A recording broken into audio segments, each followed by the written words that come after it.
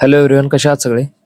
तर बघा, आज आपण घेऊन आलेलो एक जी आपल्या मुंबई उच्च न्यायालय खंडपीठ औरंगाबाद भरती यांची एक नवीन जाहिरात आलेली आहे बघा. तर ही जाहिरात तुमची बघा पब्लिश झालेली आहे 17/8/2026 रोजी. तर बघा, मुंबई उच्च न्यायालय खंडपीठ औरंगाबाद आस्थापनेवर स्वयंपाकी या पदाकरिता 17 उमेदवारांची निवड यादी आणि 4 उमेदवारांची प्रतीक्षा यादी. बघा कोणत्या पोस्ट आहेत, तर स्वयंपाकी या पदासाठी 17 उमेदवारांची यांनी भरती करण्याचं ठरवलेलं आहे. यामध्ये बघा तुमची निवड यादी आणि 4 उमेदवारांची प्रतीक्षा यादी पण लागणार आहे. तर बघा लक्षात असू द्या, जे निरोगी इच्छुक व पात्र उमेदवारांकडून पर्टिक्युलरली अर्ज मागविण्यात येत आहे आणि या पदाची वेतन श्रेणी ही 7व्या वेतन आयोगानुसार बघा S3 ची राहणार आहे. लक्षात घ्या, यानुसार तुम्हाला 16,600 ते 52,400 रुपयांपर्यंत पर्टिक्युलरली पेमेंट भेटणार आहे. क्लिअर आहे? त्यानंतर बघा नेक्स्ट जर बघितलं आपण,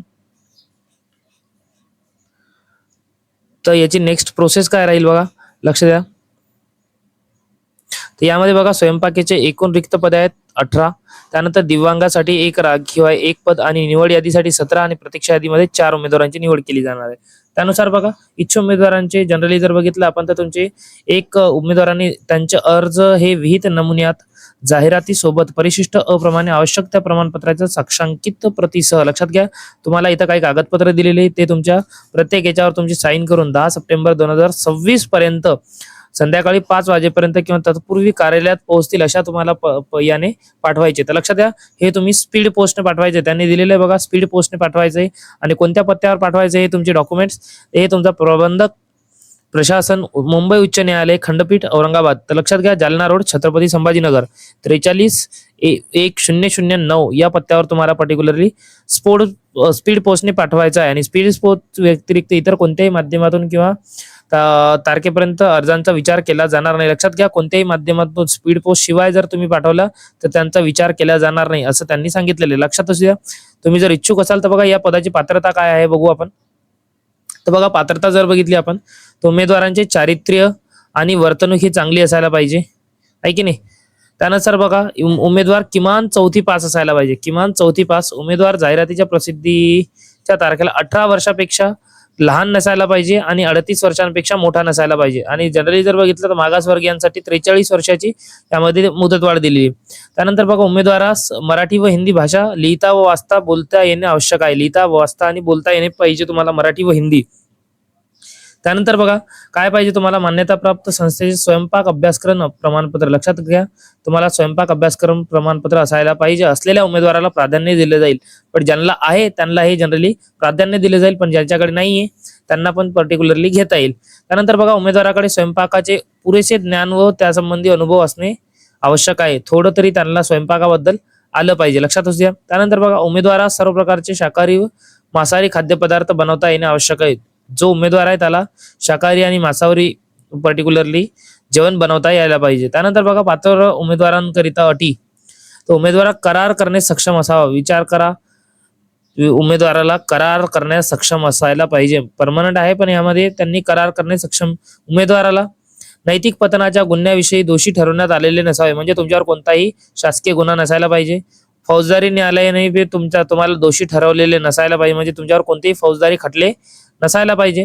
त्यासोबत जनरली जर बघितलं आपण तर एक तुमचे काही दिलेले, यासोबत तुम्हाला एक लहान कुटुंबाचे प्रमाणपत्र पण त्यासोबत जोडायचं आहे की नाही. आणि तुम्हाला जे हे आहेत, मुलांची संख्या तुमच्या 2 पेक्षा अधिक नसावी, जे अपत्य आहेत तुम्हाला 2 पेक्षा जास्त नसावे. तर बघा तुम्हाला काय काय जोडायचं आहे या दाखल्यामध्ये. तर एक तुम्हाला 10वी 12वीचे मार्कशीट, किंवा तुम्ही पर्टिक्युलरली पदवी जर झालेली असेल तर ती मार्कशीट, किंवा 4थी जर पास असाल त्याची मार्कशीट.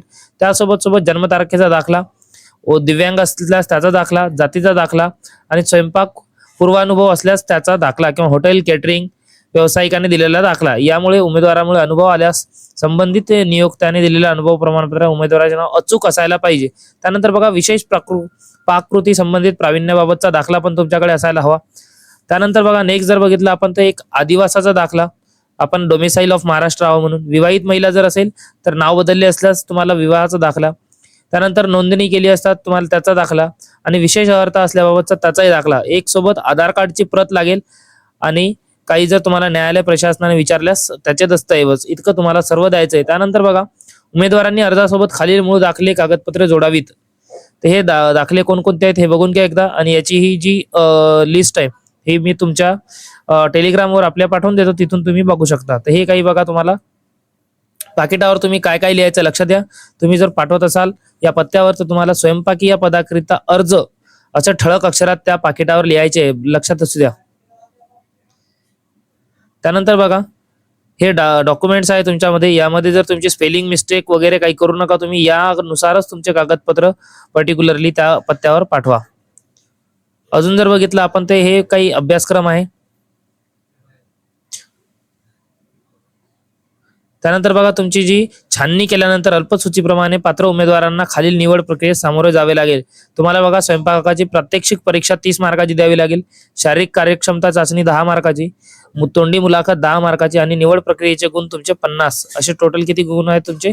हे निवड प्रक्रियेचे 50 आणि हे वरचे 50, असे तुमची टोटल 100 मार्काची पर्टिक्युलरली होणार आहे. आणि त्यासोबत सोबत प्रात्यक्षिक परीक्षेकरिता येताना उमेदवारांनी उल्लेखित केल्याप्रमाणे 200 रुपयाचा मूळ धनाकर्ष डिमांड ड्राफ्ट किंवा पोस्टल ऑर्डर सोबत घेऊन बंधनकारक आहे, हे तुम्हाला सोबत घेऊन जायचं आहे. त्यानंतर बघा, नेक्स्ट जर बघितलं आपण, तर तुम्हाला प्रवेश प्रमाणपत्र पडताळणीसाठी एक पॅन कार्ड, आधार कार्ड, कोणतंही एक आयडी प्रूफ सोबत न्यायचं आहे.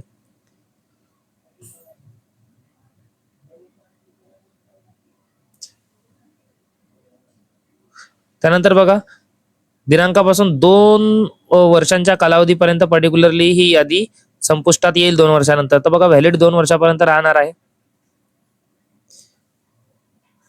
त्यानंतर बघा, अजून काही जर यावरती अपडेट जर आली, तर आपण आपल्या चॅनलवर नक्की कळू. थँक्यू.